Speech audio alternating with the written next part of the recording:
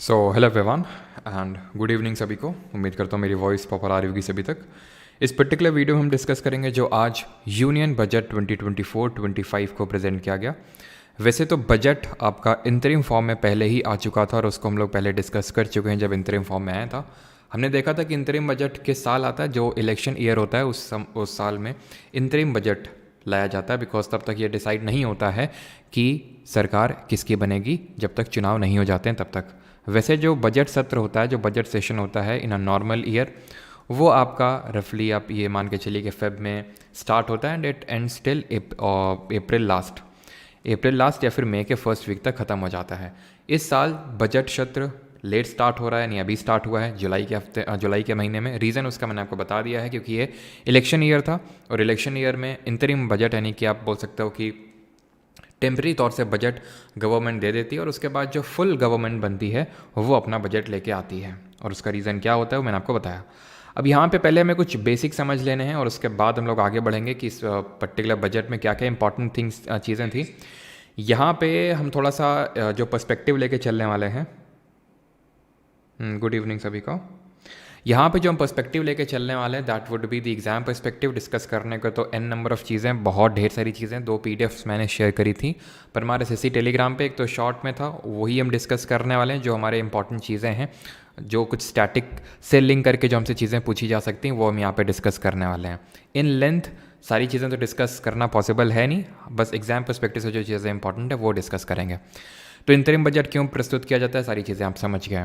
अच्छा, एक्चुअल में जो बजट वर्ड है वो कॉन्स्टिट्यूशन में कहीं पे भी मेंशन नहीं है। आप में से काफ़ी लोगों को कुछ चीज़ें यहाँ पे पता होंगी या फिर काफ़ी चीज़ें पता होंगी, क्योंकि हम लोग पहले ही इकोनॉमिक्स में अगर आप बैच में थे तो वहाँ पे डिस्कस कर चुके हैं, या फिर PYQ सीरीज़ जो चल रही है उसमें भी डिस्कस कर चुके हैं। बट कंसिडरिंग कि ठीक है हम बजट के बारे में पढ़ रहे हैं तो सारी चीज़ें हैं ही हम यहाँ पे कवर करके चलेंगे। और लास्ट में यहाँ पे मैं आपको बताने वाला हूँ capital receipt, revenue receipt, capital expenditure, revenue expenditure, वो सारी चीज़ें जो कि बहुत इंपॉर्टेंट होती हैं। डायरेक्ट टैक्स, इनडायरेक्ट टैक्स, इनके बीच में डिफरेंस क्या है वो लास्ट में हम लोग चीज़ें देखेंगे। तो बजट की अगर बात करें तो जैसे मैंने बताया, it is nowhere mention in the constitution. एक इंपॉर्टेंट चीज़ है एनुअल फाइनेंशियल स्टेटमेंट, ये वर्ड मेंशनड है हमारे कॉन्स्टिट्यूशन में। और ये किस आर्टिकल में मेंशनड है? It is mentioned under the article number 112 of the constitution. अनुच्छेद 112 के तहत ये मेंशनड है। होता क्या है ये? तो होता ये है कि सरकार के खर्चे दैट इज़ एक्सपेंडिचर और सरकार की इनकम दैट इज़ रिसीट को दर्शाया जाता है। काफ़ी लोगों का डाउट होता है कि सर ये इकोनॉमिक सर्वे और बजट में क्या डिफरेंस होता है, what is the difference between the economic survey and the budget. तो जो इकोनॉमिक सर्वे होता है इसको बजट से पहले इसको प्रस्तुत किया जाता है, प्रेजेंट किया जाता है। और इसका जो मेन पर्पस होता है वो ये दिखाना होता है कि जो पिछला वाला फाइनेंशियल ईयर था, ना व्हाट इज़ फाइनेंशियल ईयर, जो अभी हम ये सारी चीज़ें बात कर रहे हैं या फिर करेंगे, वो एक फाइनेंशियल ईयर यानी वित्तीय वर्ष में की जाती हैं। अब वित्तीय वर्ष क्या होता है? तो फाइनेंशियल ईयर स्टार्ट होता है from the 1 April and it ends in the 31 मार्च। ठीक है, जब आप की जॉब लग जाएगी, जब आप टैक्स भरना स्टार्ट करेंगे तो ये आपके एकदम नसों में उतर जाएगा फाइनेंशियल ईयर, वित्तीय वर्ष क्या होता है। तो ये पिछले फाइनेंशियल ईयर की बात करता है इकोनॉमिक सर्वे, और जो बजट होता है वो कहीं ना कहीं अगले हमारा जो फाइनेंशियल ईयर, उसमें गवर्नमेंट कितना एक्सपेंडिचर किस चीज़ में करने वाली है, कहाँ से क्या रेवेन्यू के सोर्सेज रहने वाले हैं, वो डिस्कस करती है गवर्नमेंट। बजट की अगर बात करें तो सबसे ज़्यादा नंबर ऑफ टाइम्स किसने प्रेजेंट किया, अगर आपसे ये पूछ ले तो ये प्रेजेंट किया है मोरारजी देसाई जी ने। मोरारजी देसाई जी ने प्रेजेंट किया है। और कितनी बार प्रेजेंट किया उन्होंने? 10 टाइम्स, 10 बार प्रेजेंट किया है। और उसमें भी अगर कॉन्जिक्यूटिव टाइम्स पूछा जाएगा कि लगातार कितनी बार प्रस्तुत किया है, तो मोरारजी देसाई ने 6 बार लगातार प्रस्तुत किया है कॉन्जिक्यूटिवली। और जो हमारी फाइनेंस मिनिस्टर करेंटली हैं, जो कि हमारे देश की पहली full time female finance minister हैं, वैसे तो दूसरी फीमेल फाइनेंस मिनिस्टर हैं after Indira Gandhi, but full time नहीं थी वो इंदिरा गांधी। ठीक है, तो निर्मला सीतारमन हो जाएंगी हमारी पहली full time female finance minister. तो निर्मला सीतारमन जी ने 7th कॉन्जिक्यूटिव टाइम, सीतारमन जी ने for the 7th consecutive time इसको प्रेजेंट किया है। लेकिन सबसे ज़्यादा बार अगर पूछेगा तो मोरारजी देसाई हो। मोस्ट प्रोबेबली आप ये मान के चलिए कि अगर सरकार नहीं गिरती है करेंटली जो NDA गवर्नमेंट है, मोदी गवर्नमेंट है, तो निर्मला सीतारमन जी मोरारजी देसाई का भी रिकॉर्ड सरपास कर लेंगे आराम से, क्योंकि नॉर्मल हमारी जो गवर्नमेंट रहती है लोकसभा, हमें पता है 5 साल के लिए रहती है। अगर नो कॉन्फिडेंस मोशन इस तरह से कोई चीज़ें या फिर प्राइम मिनिस्टर रिज़ाइन नहीं करते हैं तो हमारी 5 साल तक सरकार चलती है। ज़रा बताइए किस केस में, this is the only case जिस केस में लोकसभा का जो टाइम पीरियड होता है उसको 1 साल के लिए बढ़ाया जा सकता है एट अ टाइम, वो कौन सा केस होता है? तो ऑब्वियस ये बात है 12 बार हो जाएगा, बिकॉज ये वाला बजट प्रस्तुत करके वो सेवेंथ बजट उन्होंने प्रस्तुत कर दिया है, आगे और प्रस्तुत करेंगे 4, ठीक है, तो वो 11 हो जाएंगे। और अगर लास्ट फिर फाइनेंशियल ईयर भी आएगा तो चलो खैर 11 तो कर ही देंगी, तो सरपास कर जाएंगी। जो पी चिदम्बरम है उन्होंने 9 बार किया है, ठीक है, जो पी चिदम्बरम हैं उन्होंने 9 बार प्रेजेंट किया है, और जो हमारे प्रणब मुखर्जी हैं उन्होंने 8 बार प्रेजेंट किया है इसको। क्लियर? पहले क्या होता था कि जनरल बजट जो होता था यानी आम बजट और रेलवे बजट वो अलग अलग प्रस्तुत होता था। ये प्रथा 1921 में जो एक्वर्थ कमेटी बनती है उसने इस प्रथा को शुरू किया था। एक्वर्थ कमेटी ने ही बोला था कि अलग अलग इसको प्रेजेंट किया जाना चाहिए, बट 2016 में जो हमारी विवेक देबरॉय कमेटी बनती है उसने बोला कि नहीं, इसको मर्ज कर दो, और तब से ये बजट जो है जनरल बजट और रेलवे बजट मर्ज होके ही प्रेजेंट हो रहा है। यहाँ पे मैं आपको स्टेजेस ऑफ बजट बता देता हूँ, किस तरह से क्या क्या स्टेजेस होती हैं एनुअल फाइनेंशियल स्टेटमेंट को प्रेजेंट करने की। देन अगर आपका कोई डाउट होगा तो आप पूछ लेंगे, और उसके बाद हम लोग स्टार्ट करेंगे अपना आराम से मस्त हलवा वगैरह खा के, ठीक है। तो स्टेजेस क्या होती हैं? स्टेजेस होती हैं पीडीएस और पीडीएस वैफ या फिर डैफ, है ना। जब यूपीएससी का आप इंटरव्यू देते हो तो आपको डैफ डिटेल एप्लीकेशन फॉर्म भरना होता है, तो वैसे वैफ या डैफ करके याद कर सकते हो, कैसे भी बताता हूँ। देखो सबसे पहला तो स्टेज होता है बजट को प्रेजेंट किया जाता है। ये जो स्टेजेस वाला पार्ट है एसएससी में तो उतने ज़्यादा क्वेश्चंस देखने को नहीं मिलते हैं स्टेजेस से, हाँ सीडीएस वगैरह में देखने को मिल सकते हैं, ठीक है। कंसिडरिंग कि अब ठीक है बजट पढ़ रहे हैं तो थोड़ा सा समझ लेते हैं, मैं ज़्यादा डीप भी नहीं जाने वाला हूँ और ज़्यादा ऐसा भी नहीं कि तुरंत मोटा ऊपर ऊपर ख़त्म कर दिया, ठीक है। तो सबसे पहले तो प्रेजेंट किया जाता है बजट को, तो प्रेजेंटेशन ऑफ द बजट होती है। देन बजट पर अब जैसे कि आज प्रेजेंट हुआ है, अब इस पे कल से डिस्कशंस वगैरह स्टार्ट होंगे, ठीक है। देन डिस्कशन होगा, देन स्क्रूटिनी होगी, ठीक है। कौन करेगा स्क्रूटिनी? डिपार्टमेंटल रिलेटेड जो स्टैंडिंग कमिटीज़ होती हैं वो करेंगी। मैंने आपको बताया पार्लियामेंट्री कमिटीज़ 2 तरह की होती हैं, एक तो जो टेम्प्रेरी तौर से बनाई जाती हैं उनको हम एडहॉक कमेटी बोलते हैं, और जो परमानेंट तौर से बनाई जाती हैं उनको हम स्टैंडिंग कमेटी बोलते हैं। स्टैंडिंग कमेटी में भी हम स्टैंडिंग फाइनेंशियल कमेटी पढ़ते हैं 3 तरह की, और वो 3 तरह की आपको पता है, एक तो लोक लेखा समिति that is public account committee, प्राक्कलन समिति that is estimate committee, and committee on public undertaking. इसमें ज़रा बताइए तीनों में सबसे बड़ी कमेटी कौन होती है, और उसी कमेटी में कि जो मेंबर्स हैं सिर्फ लोकसभा से ही आ सकते हैं, राज्यसभा से नहीं आ सकते हैं। देन इसमें होती है voting on demand for grants. अब ज़्यादा डीप पे नहीं जा रहे हैं, डिमांड फॉर ग्रांट्स क्या होता है एक्चुअल में? जो मिनिस्ट्रीज़ होती हैं वो पैसा मांगती हैं, एक तरह से उसको ग्रांट बोलते हैं, जब उस पर वोटिंग हो जाती है तो उसको हम डिमांड फॉर ग्रांट बोलते हैं। ए क्या होता है? ए होता है आपका पासिंग ऑफ एप्रोप्रिएशन बिल, आपका पास होता है एप्रोप्रिएशन बिल, और इन लास्ट होता है आपका फाइनेंशियल बिल, ठीक है, फाइनेंशियल बिल। तो ये होते हैं सारे स्टेजेस ऑफ द बजट। अब ये हलवा क्या होता है? आपने सुना होगा हलवा सेरेमनी। तो एक्चुअल में बजट सत्र जब शुरू होता है, बजट सेशन जब शुरू होता है, तो उसके पहले यानी आप मान लीजिए कि 2 हफ्ते पहले, फिर 8-9 दिन पहले ऐसे हलवा बनाया जाता है बड़ी सी कढ़ाई में, एकदम मस्त ड्राई फ्रूट्स और घी और ये सब डाल के एकदम मस्त हलवा बनाया जाता है। देख रहे हो कैसे मैम बोल रही ठीक है। और ये हलवा खिलाया जाता है उन लोगों को जो खड़े हैं जिन लोगों को कैद कर दिया जाता है, यह हलवा खिला के कैद कर दिया जाता है। क्यों? सो दैट जो लोग बजट के प्रिपरेशन में इन्वॉल्व हैं डायरेक्टली और इनडायरेक्टली, वो सारे लोगों को नज़रबंद कर दिया जाएगा, वो एक्सटर्नल एनवायरनमेंट से कांटेक्ट में नहीं आ सकते हैं। किस लिए? सो दैट कि वो कोई भी चीज़ लीक ना कर सकें। क्यों? क्योंकि अगर बजट की इन्फॉर्मेशन पहले ही लीक हो जाएगी, जिन लोगों को पता चल जाएगी, तो वो उससे गलत तरीके से बहुत ज़्यादा मुनाफा कमा सकते हैं। कैसे? वो अभी हम देखेंगे। आपको भी पता है कि कोई चीज़ में टैक्स बढ़ गया, किसी में घट गया, तो अगर मान लो किसी चीज़ में टैक्स घट गया, ठीक है, तो ये लोग बता देंगे भाई इसमें टैक्स घट गया, तो खुद का प्रॉफिट करवा सकते हैं, फिर दूसरे को किसी को पैसा लेके प्रॉफिट करवा सकते हैं। तो इसलिए सारी चीज़ें करी जाती हैं। हलवा वगैरह उन्हीं को खिला के इनको नज़रबंद कर दिया जाता है। That is called as halwa ceremony. Alright, ठीक। चलिए अभी स्टार्ट करते हैं। मुँह में पानी आ गया, समझ सकते हैं तुम्हारे दर्द को, हमारे मुँह में भी वही पानी आया है तो पानी पी लो और स्टार्ट करते हैं अभी की features of the budget 2024-25। Let us start. Interim budget, अगर आपने देखा होगा वह वीडियो जो हम लोगों ने किया था कुछ महीने पहले, जब इंतरिम बजट प्रस्तुत किया गया था निर्मला सीतारमण जी के द्वारा, तो वहाँ पे हमने देखा था कि ये 4 मेजर कास्ट, अब कास्ट का मतलब वो कास्ट नहीं आप समझना, ये कास्ट यहाँ का मतलब है फार्मर, पुअर, वेमेन और यूथ, यही 4 मेन कास्ट थे, 4 मेन एस्पेक्ट्स थे जिन पे कि इंतरिम बजट को प्रस्तुत किया गया था। आई वुड हाईली एडवाइस कि उसको भी आप एक बार देख लीजिएगा, इंतरिम बजट वाले को। अभी लिंक तो डिस्क्रिप्शन में आपको नहीं मिलेगा, लेकिन मैं रिकॉर्डेड जब ये अभी जाएगा तो मैं डाल दूंगा या फिर कमेंट में पिन कर दूंगा, सो दैट आप दोनों ही देख लीजिएगा। अगर सरकार चेंज हो जाती तो चलो उतना इंपॉर्टेंट नहीं था, लेकिन क्योंकि वही सरकार है तो जो चीज़ें हमने इंतरिम बजट में देखी थी काफ़ी सारी चीज़ें यहाँ पे आपको देखने को मिलेंगी। तो अभी देखेंगे तो आई वुड एडवाइस कि वो वाला भी आप वीडियो देख लीजिएगा, रफली 1-1.5 घंटे का वीडियो है वो, ठीक है। तो बजट की थीम क्या है? एम्प्लॉयमेंट देना लोगों को, स्किल मतलब यूथ को खासकर स्किल डेवलपमेंट करना, एमएसएमई पे फोकस किया, माइक्रो स्मॉल एंड मीडियम जो हमारे इंटरप्राइजेज होते हैं, एंड मिडिल क्लास पे क्या क्या फोकस हुआ है देखते हैं। तो सबसे पहले हम स्टार्ट करेंगे फार्मर्स, जो हमारे अन्नदाता यहाँ पे कहे गए हैं, उन पे।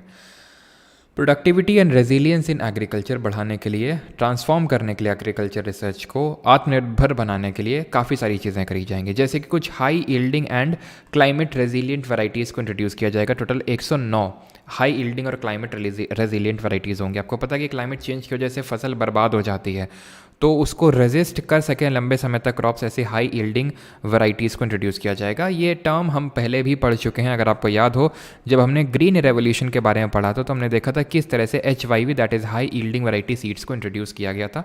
फुल फॉर्म भी पूछ चुका है SSC, HYV का मतलब क्या होता है, ठीक है। आपको पता होगा, पहले हम PL 480 पब्लिक लॉ 480 ये इसके तहत वीट इंपोर्ट किया करते थे, लेकिन देन हमने HYV सीड्स को इंट्रोड्यूस किया और उससे हमारा ड्रास्टिकली हमारा जो फूड ग्रेन का प्रोडक्शन है, खासकर वीट एंड राइस का, वो ड्रास्टिकली इंक्रीज़ हुआ। तो उसी तरह क्लाइमेट रेजिलियंट वैरायटी सीड्स को इंट्रोड्यूस किया जाएगा। FPOs जो हमारे फार्मर प्रोड्यूसर्स ऑर्गेनाइजेशंस होते हैं, उनको प्रमोट किया जाएगा। ये कैसे ऑर्गेनाइजेशन होते हैं? जैसे SHG टाइप आपने सुना होगा, सेल्फ हेल्प ग्रुप, जहाँ पे कुछ फार्मर्स यहाँ पे मिल जाते हैं और अपना क्या होता है कि फिर उनकी जो क्षमताएं हैं वो बढ़ जाती हैं जब वो एक आपस में सब एक संगठन बना लेते हैं तब, ठीक है। For oil seed such as mustard, groundnut, sesame, soybean and sunflower के लिए आत्मनिर्भरता प्रोवाइड की जाएगी। Comprehensive review of agriculture research setup to bring focus. तो मेन ये है कि रिसर्च एंड डेवलपमेंट पे काफ़ी फोकस किया जाएगा एग्रीकल्चर सेक्टर में। 1 crore farmers across the country will be initiated into natural farming. Natural farming क्या होती है? इसको हम बोलते हैं, एक दूसरा नाम भी होता है फकुओका मेथड। ये फकुओका एक्चुअल में जापानीज़ एक रिसर्चर थे, एग्रीकल्चरिस्ट थे, जिन्होंने इस मेथड को डेवलप किया था। इसको हम बोलते हैं कि मतलब फसल को पे ज़्यादा हमें पेस्टिसाइड ये सब यूज़ करने की ज़रूरत नहीं है, सॉइल में बहुत ज़्यादा मैन्योर्स वगैरह डालने की ज़रूरत नहीं है, अपने आप उसको ग्रो होने देना है। थोड़े बहुत आप नेचुरल चीज़ों का यूज़ कर सकते हो। It is similar to kind of ZBNF, जिसको ज़ीरो बजट नेचुरल फार्मिंग के नाम से हम जानते हैं, जहाँ पे आप बहुत ज़्यादा इन्वॉल्वमेंट आपका नहीं, वो नेचुरली ही आपका ग्रो हो रहा है। और इसमें फोकस किया जाता है लाइव स्टॉक पे भी, सो दैट कि अगर आपका एग्रीकल्चर से अच्छी इनकम ना हो तो लाइव स्टॉक जो आपके गाय भैंस ये सब होते हैं उनसे अच्छी इनकम हो सके। तो नेचुरल फार्मिंग ये होती है। तो 1 करोड़ फार्मर्स को इसके तहत इनिशिएट किया जाएगा, supported by certification branding in next 2 years. 10,000 need based bio input resource centres setup किए जाएंगे। ये बायो इनपुट रिसोर्स सेंटर है जहाँ पे ये सारी चीज़ें नेचुरल फार्मिंग जिससे कि प्रमोट की जा सके, जैसे कि कुछ ऐसे बैक्टीरिया जो कि उसमें हेल्प करें, जैसे कि खाद ना डालें तो उसके लिए मान लेते हैं केचुए वगैरह जो अर्थवॉर्म्स होते हैं। ज़रा कमेंट में बताइए कि जो अर्थवॉर्म होते हैं वो किस फाइलम ऑफ एनिमल किंगडम से बिलोंग करते हैं, तो वो प्रोवाइड किए जाएंगे इन बायो इनपुट रिसोर्सेज के through. Financing of shrimp farming processing and export will be facilitated through NABARD. NABARD के बारे में हमें पता है, national bank for agriculture and rural development, और यहाँ पे you should recall the NABARD SHG programme जो कि 1992 में स्टार्ट हुआ था। नाबार्ड कब स्टैब्लिश हुआ था? 12 जुलाई। यहाँ पे स्टैटिक वाला चीज़ें आपको लिंक करते चलना है, क्योंकि SSC जो मोस्टली क्वेश्चन पूछता है या फिर बाकी एग्जाम्स में भी वो इसी तरह से क्वेश्चन पूछे जाते हैं। तो 12 जुलाई 1982 को B शिवरमन कमेटी बनी थी उसके रिकमेंडेशन पे, और ये नाबार्ड ही है जो कि RRBs that is regional rural banks को सुपरवाइज करने का काम करती है। श्रिम्प यानी झींगा उत्पादन ये किस रेवोल्यूशन के तहत आता है? ये ब्लू रेवोल्यूशन के तहत आता है, ठीक है। ये चीज़ आपको पता होना चाहिए। देन और कुछ यहाँ पे मैंने आई थिंक आपसे पूछा था क्या?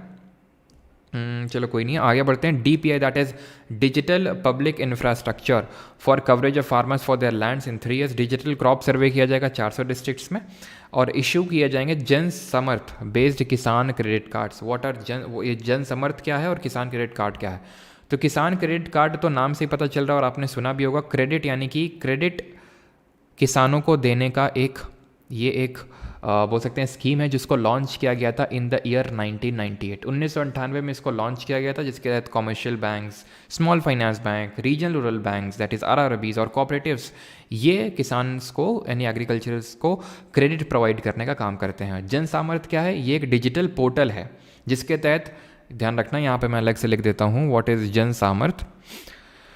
तो जन सामर्थ्य एक पोर्टल है, ठीक है, जिसके तहत लगभग आप ये मान के चलिए 13 क्रेडिट लिंक्ड, जिसके तहत क्रेडिट लिंक्ड गवर्नमेंट्स जो स्कीम है जिसके तहत क्रेडिट पैसा दिया जाता है एग्रीकल्चर जो हमारे फार्मर्स हैं उनको, 13 क्रेडिट लिंक्ड गवर्नमेंट स्कीम्स, उनको एक सिंगल प्लेटफॉर्म पे लाया गया है। 13 क्रेडिट लिंक्ड गवर्नमेंट स्कीम एक सिंगल प्लेटफॉर्म पे लाया गया है और उस प्लेटफॉर्म का नाम है जन सामर्थ्य प्लेटफॉर्म। क्या ये वाला पोर्शन आपको क्लियर है? B7 committee, blue revolution, SHG programme हो गया, ठीक है, नाबार्ड, ठीक है। ज़्यादा यहाँ पे मैं डीप में नहीं घुस रहा हूँ, ठीक है। और भी चीज़ें यहाँ पे आपको बताई जा सकती हैं, जैसे SHG पहला कौन सा बना था, है ना, सेवा that is self employed women's association बना था, 1974 में बना था, कितना इसका वो स्ट्रेंथ होता, तो उस पर उतना भी ज़्यादा हम यहाँ पे डीप पे नहीं जाएंगे, ठीक है। चलिए, आई थिंक यहाँ तक किसी कोई डाउट नहीं होगा।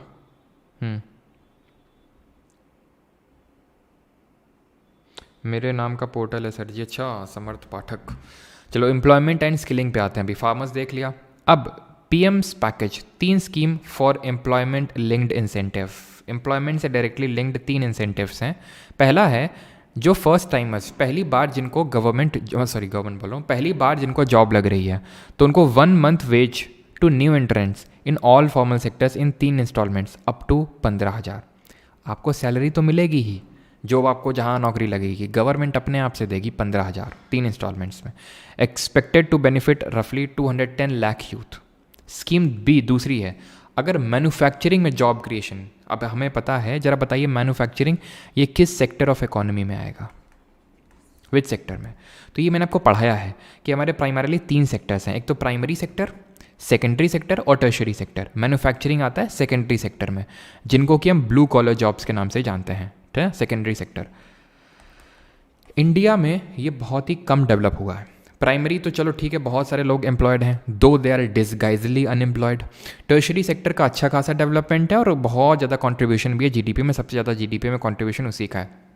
हमने एक तरह से लीप फ्रॉग कर लिया। Leapfrog in the sense कि हमने डायरेक्टली प्राइमरी सेक्टर से, जिसको एग्रीकल्चरल सेक्टर भी हम बोलते हैं सिनोनिमसली, हम टर्शरी सेक्टर में चले गए। हमने मैन्युफैक्चरिंग को तरह डेवलप नहीं किया, तो गवर्नमेंट उसको डेवलप करने के लिए इस पर्टिकुलर स्कीम को लेके, scheme B link to first time employees, incentive to both employee और employer for EPFO contributions in the specified scales for the first 4 years. तो 4 साल पहले के जो 4 साल होंगे वहाँ पे एम्प्लॉय और एम्प्लॉयर दोनों को, एम्प्लॉय मतलब कि जो जॉब ले रहा है और एम्प्लॉयर मतलब जो जॉब दे रहा है, उन दोनों के लिए यहाँ पे इंसेंटिव्स रखे गए हैं फर्स्ट 4 ईयर्स के लिए। Expected to benefit 30 lakh youths, लगभग 30 लाख यूथ्स को ये बेनिफिट करेगा। Government will reimburse EPFO contributions of employers up to 3,000 rupees per month for 2 years for all new hires। अब EPFO ये क्या है? तो जो भी एम्प्लॉयमेंट प्रोविडेंट फंड ऑर्गेनाइजेशन के तहत रजिस्टर्ड हैं, यानी कि फॉर्मलाइज्ड सेक्टर, बिकॉज हमारे 2 सेक्टर्स चलते हैं, एक तो फॉर्मल सेक्टर और इनफॉर्मल सेक्टर। फॉर्मल सेक्टर जहाँ पे सारे बिजनेसेस वगैरह सब रजिस्टर्ड हैं, दैट इज़ फॉर्मल सेक्टर।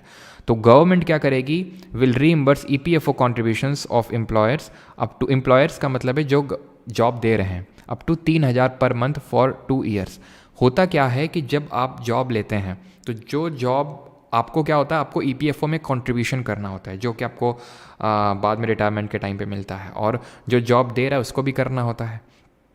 तो गवर्नमेंट क्या करेगी? 3,000 पर मंथ 2 साल के लिए अपनी तरफ से देगी। गवर्नमेंट ने बोला है कि जो एम्प्लॉयर जमा करता है, जो नौकरी देता है, उसके साइड से 3,000 का कंट्रीब्यूशन गवर्नमेंट देगी 2 साल के लिए, ठीक है। ये चीज़ है, 3 स्कीम्स हैं इसमें। बाकी 20 lakh youth will be skilled over 5 साल के पीरियड में, इनको स्किल किया जाएगा। 1000 इंडस्ट्रियल ट्रेनिंग ITI जो इंडस्ट्रियल ट्रेनिंग इंस्टीट्यूट होते हैं उनको अपग्रेड किया जाएगा, उतना इंपॉर्टेंट नहीं है। Course content and design aligned as per the skill needs of industry, because हमें पता है, जरा कमेंट में आप बता सकते हैं मुझे कि इससे आप किस टाइप ऑफ अनएम्प्लॉयमेंट को रिलेट कर सकते हैं, मतलब कि ये वाला अनएम्प्लॉयमेंट हमें कब देखने को मिलता है, थोड़ा सा सोचिए। Facilitate higher participation of women in workforce, तो विमेन का वर्कफोर्स में पार्टिसिपेशन रेट को इंक्रीज करना है। Loans up to ₹7.5 lakh with a guarantee from a government promoted fund. Expected to help 25,000 student every year. तो लोन अप टू 7.5 लाख मिलेगा, उतना important तो नहीं बट फिर भी देख लीजिएगा। Financial support for loans up to ₹10 lakh for higher education. तो इतना सब क्या है कि जो एजुकेशन लेना चाहता है उसको 10 लाख तक का भी सपोर्ट मिलेगा। यहाँ पे जिन लोगों ने स्ट्रक्चरल अनएम्प्लॉयमेंट लिखा है वो बिल्कुल सही हैं। सही है सबका। स्ट्रक्चरल अनएम्प्लॉयमेंट जिसको संरचनात्मक बेरोजगारी बोलते हैं, तो उसमें क्या होता है कि उसमें आपका स्किल गैप होता है। जो स्किल डिमांड कर रहा है इंडस्ट्री और जो आपके पास है उसमें एक गैप है, इसलिए आपको एम्प्लॉयमेंट मिल नहीं रहा। That's why you are unemployed. तो उसको स्ट्रक्चरल अनएम्प्लॉयमेंट बोलते हैं, ठीक है। अच्छा, यहाँ पे एक मैं क्वेश्चन आपसे पूछता हूँ। यहाँ पे फीमेल वर्कफोर्स पार्टिसिपेशन रेट की बात हुई ना, एक हॉट क्वेश्चन मतलब बड़ा इंपॉर्टेंट क्वेश्चन है, तो और कुछ मत समझ लेना। 2011 सेंसस के हिसाब से फीमेल वर्कफोर्स पार्टिसिपेशन रेट कितना है और मेल वर्कफोर्स पार्टिसिपेशन रेट कितना है? बहुत इंपॉर्टेंट क्वेश्चन है जो कि रिपीटेडली अभी रिसेंट में जितने भी एसएससी के एग्जाम हुए सब में पूछा गया। बताइए आप, फीमेल का कितना है और मेल का कितना है? तो ध्यान रखिएगा, जो फीमेल वर्कफोर्स पार्टिसिपेशन रेट है दैट इज 25.5% और मेल्स का है 53.26 या फिर चलो 2% रफली आप मान के चलो। रूरल और अर्बन में भी देख लो, अगर यहाँ की बात आई है तो इस तरह से, बिकॉज ये मैंने आपको सारी चीज़ें पढ़ा चुका हूँ। रूरल में है रफली 30.02%, ठीक है, और अर्बन में कितना है 53.03% है, मेल्स के लिए बता रहा हूँ। तो मतलब एक कंसिडरेबल गैप है। आगे बढ़ते हैं अभी। इंक्लूसिव ह्यूमन, सबका सही है। Inclusive human resource development and social justice, Purvodaya का मतलब है पूर्व के जो राज्य हैं। कितने राज्य? ध्यान रखना ये कौन से राज्य हैं, ये हैं बिहार, झारखंड, वेस्ट बंगाल, उड़ीसा और आंध्रा। अब ध्यान से समझ लेना, इसमें छत्तीसगढ़ नहीं है इसमें, यानी इन 5 स्टेट्स को कवर किया जाएगा पूर्वोदय मिशन के तहत, ऐसा हमारी फाइनेंस मिनिस्टर जी ने बोला। और इसी समय हूटिंग भी काफ़ी हुई, अगर आपने बजट देखा होगा। जो बजट प्रेजेंट हुआ था उस समय सुबह 11 बजे शुरू हुआ था और रफली कितने टाइम तक चला था? If I am not wrong 1 घंटे 26 मिनट।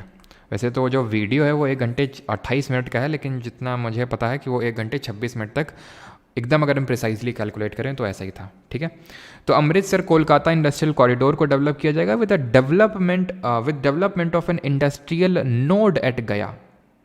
एक अमृतसर कोलकाता इंडस्ट्रियल कॉरिडोर को डेवलप किया जाएगा और जो एक सेंट्रल नोड होगा, इंडस्ट्रियल नोड, वो गया होगा बिहार का। इतनी चीज़ क्लियर, ठीक। Allocation of more than 3 lakh crore for scheme benefiting women and girls. और एक चीज़ अभी ध्यान, आगे लिखा होगा, वैसे आंध्र प्रदेश का तो यहाँ लिखा है, लेकिन बिहार आंध्र प्रदेश को खूब भर भर के मिला है। और आप इसमें गेस करने वाली कोई मतलब कॉमन सेंस की बात है कि क्यों मिला होगा बिहार और आंध्र प्रदेश को भर भर के यहाँ पे वो सारी चीज़ें हैं, है ना, क्योंकि गवर्नमेंट टिकी हुई है तो उसमें बिहार और आंध्र प्रदेश का काफ़ी बड़ा कंट्रीब्यूशन है कि नहीं? आपको पता है कि गवर्नमेंट जो बनी हुई है वो बिहार और आंध्र प्रदेश के सपोर्ट से ही बनी हुई है। तो कैबिनेट में तो उतनी इंपॉर्टेंट मिनिस्ट्रीज़ मिली नहीं, है ना, जो सपोर्टिंग गवर्नमेंट रही एनडीए की। तो ऑब्वियस सी बात है कि खूब अच्छा खासा एलोकेशन मिला है, ठीक है। तो ये चीज़ आपको ध्यान रखनी है, ये वाला जो दूसरा पॉइंट है ये वाला इंपॉर्टेंट है। और ये वाला जो इंपॉर्टेंट मैंने बताया जो कौन से 5 स्टेट्स हैं। More than 100 branches of India post payment bank को सेटअप किया जाएगा नॉर्थ ईस्ट रीजन, ठीक है। नॉर्थ ईस्ट रीजन में ये सेटअप किए जाएंगे इंडिया पोस्ट पेमेंट बैंक के branches. Andhra Pradesh reorganisation act, अब ये एक्ट आया था 2014 में, जिसके तहत हमें पता है कि किस तरह से आंध्र प्रदेश को बाइफोकेट करके एक नया स्टेट क्रिएट किया गया था, एंड दैट वाज तेलंगाना। तो 2 स्टेट बन गए, आंध्रा एंड तेलंगाना, और Hyderabad was the common capital for the 10 years 2024 तक। देन आंध्रा को नई कैपिटल बनानी थी, जो कि नहीं बना पाया अभी तक आंध्रा, क्योंकि गवर्नमेंट में बीच में चेंज हो गई। तो अब हमें पता है कि नई कैपिटल कौन सी अनाउंस हुई है, कुछ ही अभी जब गवर्नमेंट अभी सेटअप हुई है ना, तभी अनाउंस किया था चंद्रबाबू नायडू जी ने कि अमरावती, जो उन्होंने ही एक तरह से इन्विजन किया था इस चीज़ को कि अमरावती कैपिटल होगी आंध्रा की। तो वो मतलब विजन तो किया था, लेकिन जैसे होता है गवर्नमेंट चेंज हो गई थी, तो फिर से अभी इसी को ये कैपिटल बनाया जाएगा और उसके लिए 15,000 करोड़ रुपए दिए जाएंगे बाय द सेंट्रल गवर्नमेंट।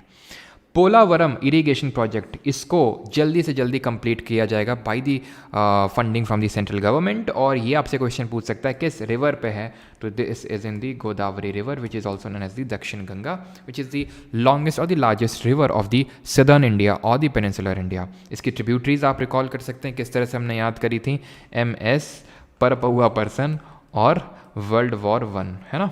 तो मांजरा, सबरी, पेनगंगा, प्राणहिता, पूर्णा, वर्धा, वेनगंगा और इंद्रवती, ये किसकी ट्रिब्यूटरीज हैं? गोदावरी की। आगे बढ़ते हैं। Essential infrastructure such as water, power, railways and roads in Kopparthy node on the Visakhapatnam Chennai industrial corridor and Orvakal node, ये आपको पता होना चाहिए उरवाकल नोड कहाँ पे है और कुपार्थी नोड कहाँ पे है, ये पूछ सकता है किस पर्टिकुलर इंडस्ट्रियल कॉरिडोर पे, ठीक है। और ये मत भूलना, ये जो मैंने बताया अमृतसर कोलकाता इंडस्ट्रियल नोड, और इसका जो मेन वो नोड कहाँ पे होगा वो गया में होगा, बिहार में, ठीक है। अब आते हैं मैन्युफैक्चरिंग एंड सर्विसेज पे। यहाँ पे किसको फोकस किया दिया गया है? MSME, that is micro small and medium enterprises. तब तक जरा आप ये बताइए कि एमएसएमई डे हम कब मनाते हैं? Polavaram is it going to be complete. अब देखते हैं निखिल जी कंप्लीट होता है कि नहीं, लेकिन हो तो जाना चाहिए, बिकॉज सेंट्रल में जो गवर्नमेंट और जो आंध्रा की जो गवर्नमेंट है दोनों अलायंस में ही है। Credit guarantee scheme for MSMEs, तो इसी बात पे हुटिंग हुई थी विपक्ष ने हुटिंग की थी कि मतलब, और एक्चुअल में क्या है ना कि हिमाचल प्रदेश को भी अच्छा खासा किया, वहाँ पे फ्लड्स आया तो उनको भी अच्छा खासा फंड दिया गया, और वहाँ पे भी बीजेपी गवर्नमेंट है, तो इसलिए उनके द्वारा हुटिंग हुई। तो credit guarantee scheme for MSMEs, new assessment model for MSME credit, ये इंपॉर्टेंट है, जो ये वाला है ना, ये ऑरेंज में बड़ा इंपॉर्टेंट है कि लिमिट बढ़ा दी गई है मुद्रा लोन के तहत 20 लाख, यानी 10 लाख थी पहले, अभी 20 लाख कर दी गई है तरुण कैटेगरी में। मतलब ये जो मुद्रा स्कीम है, इससे सीजीएल 2022 में सवाल पूछा गया, और अभी जितने भी रिसेंट में एसएससी के एग्जाम हुए, चाहे सीपीए हुआ चाहे सीएचएसएल, उसमें भी क्वेश्चन पूछे गए। क्या क्या क्वेश्चन इससे बन सकते हैं फिर से देख लीजिए, मैं काफ़ी बार बता चुका हूँ। पहले तो इसका फुल फॉर्म क्या? Micro unit development and refinance agency, development and refinance agency इसका फुल फॉर्म है। इसको लॉन्च कब का किया गया था? ईयर 2015 में लॉन्च किया गया था। ये इसमें फंडिंग कौन करता है? अभी पूछा गया था सवाल सीपीओ या फिर सीएचएसएल में, सॉरी सीपीओ में ही पूछा गया था, सीपीओ या सिलेक्शन पोस्ट में, कि सिड भी करता है और 100% यही करता है। Small industrial development bank of India, जिसका हेडक्वार्टर लखनऊ में लोकेटेड है और 1990 में स्टैब्लिश हुआ था सिडबी एक्ट के तहत। मुद्रा की अगर बात करें तो इसमें 3 तरह के लोन दिए जाते हैं, और इसको लॉन्च किया गया था तो टू प्रमोट दी एमएसएमई, शिशु, किशोर और तरुण, 3 तरह के लोन दिए जाते हैं।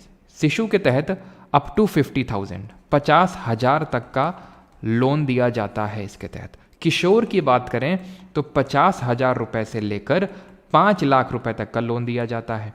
तरुण, जिसके तहत अभी 5 लाख से लेकर 10 लाख था, ठीक है, 10 लाख था, अभी उसको रिवाइज करके 20 लाख कर दिया है, अगर आपने पुराना लोन भर दिया है तो, ठीक है। तो ये चीज़ आपको ध्यान रखनी, कब लॉन्च हुआ, कौन फाइनेंस कर रहा है, फुल फॉर्म क्या है।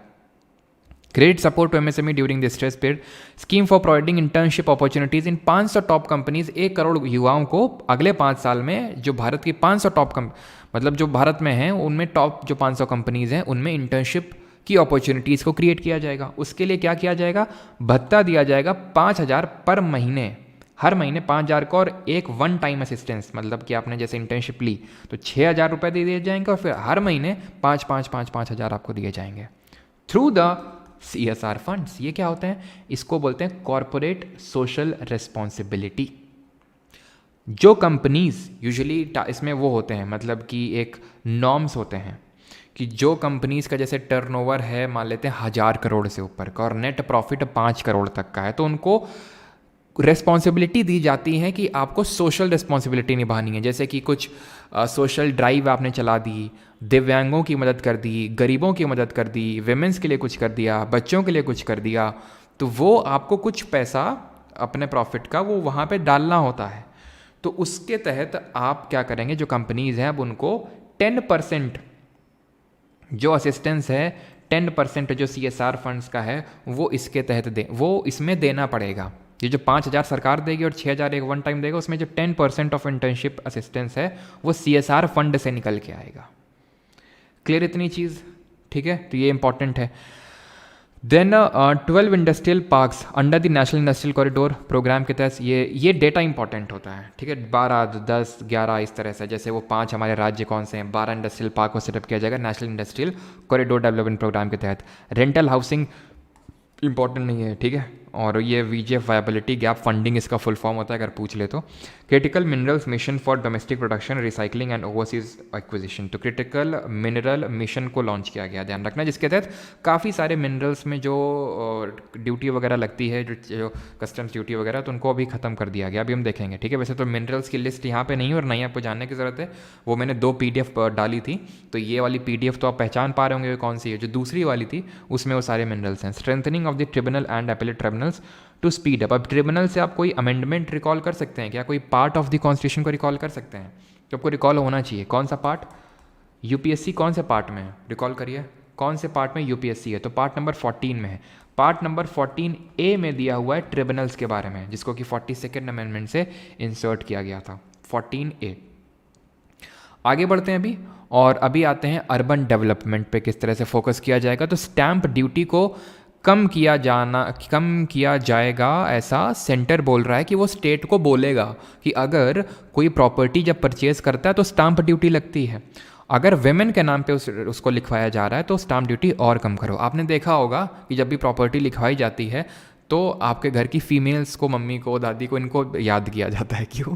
क्योंकि पैसा कम लगता है, लिखवाई का पैसा कम लगता है प्रॉपर्टी में जब लिखवाया जाता है, तो इसीलिए जो घर वगैरह नाम करवाए जाते हैं प्रॉपर्टी, वो फीमेल्स के नाम पे ही करवाए जाते हैं, और उसको अब और कम स्टैंप ड्यूटी लगेगी तो और प्रमोट होगा, सो दैट उनके नाम पे हो।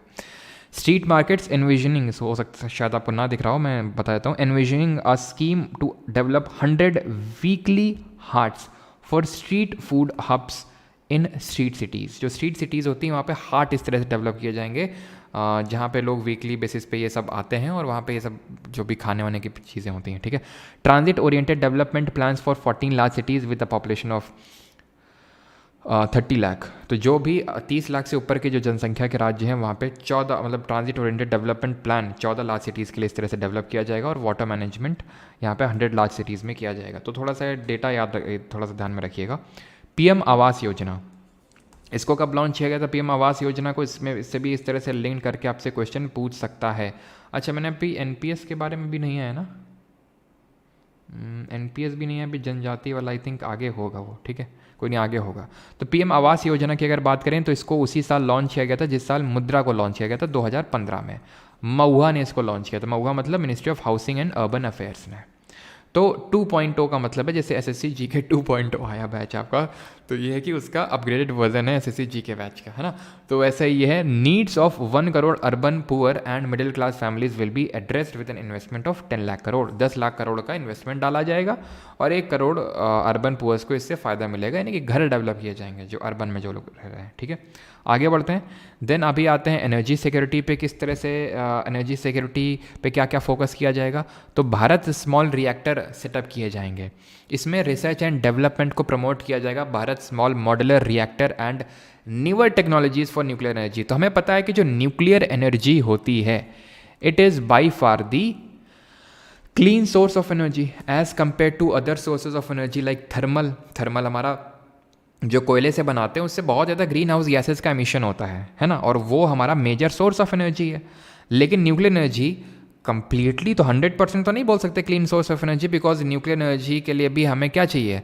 न्यूक्लियर सोर्स चाहिए, जैसे फॉर एग्जांपल यूरेनियम चाहिए, है ना। अच्छा बताइए, कौन सी माइंस हैं इंडिया में जो यूरेनियम के लिए फेमस हैं? तो माइन से निकाला जाएगा तो कुछ ना कुछ तो एनवायरनमेंट को इम्पैक्ट होता ही है, लेकिन जब इसे एनर्जी जनरेट की जाती है तो उतना ज़्यादा ऐसा GHG गैस का एमिशंस नहीं होता है, ठीक है। तो यूरेनियम से हमें पता है कि इसमें क्या करवाते हैं, हम रोज़ ही पढ़ते हैं इसके बारे में PYQ सीरीज़ में, कि 92U235 इसका हम क्या करवाते हैं, उसमें न्यूट्रॉन को हिट करवाते हैं। इसमें न्यूक्लियर फिजन होता है, परमाणु विखंडन होता है, बेरियम और क्रिप्टॉन निकलता है, 3 और न्यूट्रॉन्स निकलते हैं, इससे चेन रिएक्शन शुरू हो जाती है। तो उसमें मॉडरेटर को किसको यूज़ करते हैं, देन हम कूलेंट को किसको यूज़ करते हैं, कंट्रोल रॉड्स के तौर पे किसको यूज़ करते हैं, सारी चीज़ें हम पढ़ चुके हैं। तो ये होता क्या कि बड़ा लार्ज, बहुत बड़ा सेटअप होता है। अब छोटे छोटे ऐसे सेटअप को डेवलप किया जाएगा सो दैट इसको और कंपैटिबल बनाया जा सके। छोटा होगा तो उसमें रिसर्च और डेवलपमेंट भी अच्छे तरीके से हो सकता है। तो भारत स्मॉल रिएक्टर इनको नाम दिया गया है, ठीक है। आपका होमवर्क ये है कि आप न्यूक्लियर जो भी हमारे पावर प्लांट है, जैसे सबसे पहला तारापुर में सेटअप हुआ था, और जो अभी रिसेंटली न्यूज़ में था वो कलपक्कम था तमिलनाडु वाला, बिकॉज वहाँ पे फास्ट ब्रीडर रिएक्टर को इंस्टॉल किया गया था। तो सारे आप ये देखेंगे कि कौन कहाँ पे मैप लोकेशन इनकी करेंगे। वैसे हम लेक्चर कर रहे थे PY की सीरीज़ का, तो ऑब्वियस बात मैं लोकेट करवाता ही और करवा भी चुका हूँ मैं आपको, लेकिन अब यहाँ पे थोड़ा सा कन्फाइंड रहते हैं, ठीक है। तो ये चीज़ है, तो ये चीज़ आपको ध्यान रखना, it is the most important चीज़ कि यहाँ पे भारत स्मॉल रिएक्टर किससे सेटेड है, न्यूक्लियर एनर्जी से। न्यूक्लियर एनर्जी में हम किस तरह से एनर्जी जनरेट करते हैं, न्यूक्लियर फ्यूजन से जनरेट करते हैं, परमाणु विखंडन से एनर्जी को जनरेट करते हैं। और माइंस की अगर बात करेंगे तो झारसुगुड़ा है, ठीक है। किस स्टेट में जरा बताइए, झारसुगुड़ा माइंस। अब यहाँ पे आगे बढ़ते हैं। A joint venture between NTPC national thermal power corporation और भेल Bharat heavy electronics limited will set up a full scale 800 megawatt plant, ये सेटअप करेंगे। अब ये देखिए ये क्या लिखा हुआ है, PM सूर्य घर मुफ्त बिजली योजना। इंतरिम बजट जब प्रस्तुत हुआ था तो वहाँ पे भी ये आया था, स्कीम का जिक्र हुआ था, बताया था।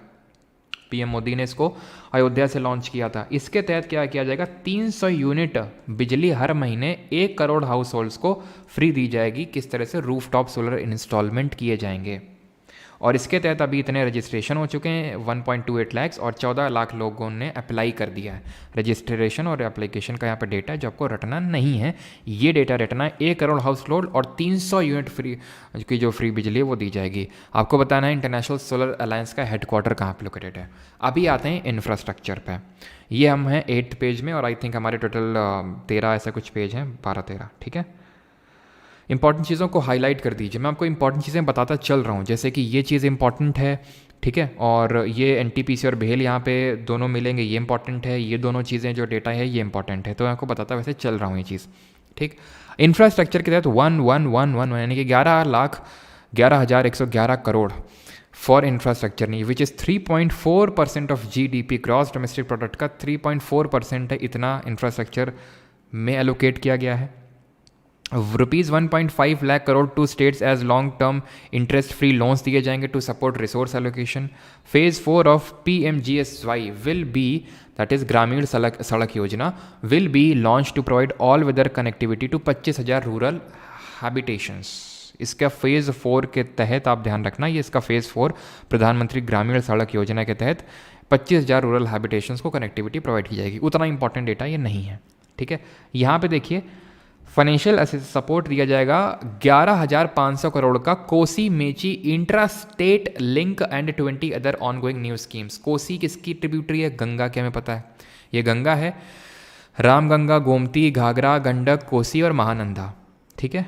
ये जो कोसी है वो ट्रिब्यूटरी है गंगा की, और जो मेची है वो है महानंदा की tributary. It is a transboundary river between India and Nepal, Bharat और नेपाल के बीच की बाउंड्री के बीच में ये रिवर फ्लो होती है, तो इनको लिंक किया जाएगा। ये उतना इंपॉर्टेंट फैक्ट नहीं है, ये भी उतना नहीं है। जैसे मैंने आपको अभी नहीं बताया कि हिमाचल में बाढ़ आ गई थी तो उसको लेके असिस्टेंस दिया जाएगा, और असम और उत्तराखंड और सिक्किम को भी यहाँ पे ग्रांट वगैरह दिए जाएंगे। अभी हम देखेंगे ग्रांट किस हेड में आते हैं, रेवेन्यू वाले में आते हैं कि कैपिटल वाले में आते हैं, आप बता सकते हैं। वैसे तो अभी मैं फिर से आपको बताऊंगा, PYQ सीरीज़ में अगर आप रेगुलर हैं तो आपको ये चीज़ पता है। आगे बढ़ते हैं। इंफ्रास्ट्रक्चर वेरी वेरी इंपॉर्टेंट, सबसे इंपॉर्टेंट चीज़ अगर कोई है तो ये है, विष्णुपद टेम्पल कॉरिडोर को डेवलप किया जाएगा and Mahabodhi temple corridor model at Kashi Vishwanath temple corridor. कहाँ पे, बिहार में। फिर से रिपीट करता हूँ, Vishnupad temple corridor and Mahabodhi temple corridor, जैसे कि Kashi Vishwanath temple corridor develop किया गया है, उसी तरह से उसी लाइंस पे इसको डेवलप किया जाएगा। कहाँ, गया, बिहार में, ठीक है। जहाँ पे हमने देखा वो नोडल सेंटर बनेगा, वो अमृतसर को कोलकाता से लिंक करने वाला जो हमारा वो जो रूट है उसमें गया को नोडल सेंटर बनाया गया, वहीं पे इस विष्णुपद टेम्पल को टेम्पल कॉरिडोर को और महाबोधि टेम्पल कॉरिडोर को डेवलप किया जाएगा। राजगीर, जिसको पहले राजगिरी के नाम से जानते थे, जो हमें पता है कि मगध के टाइम पे कैपिटल रहा करती थी मगध जनपद की। Comprehensive development initiative for Rajgir will be undertaking which holds religious significance for Hindus, Buddhist and Jains.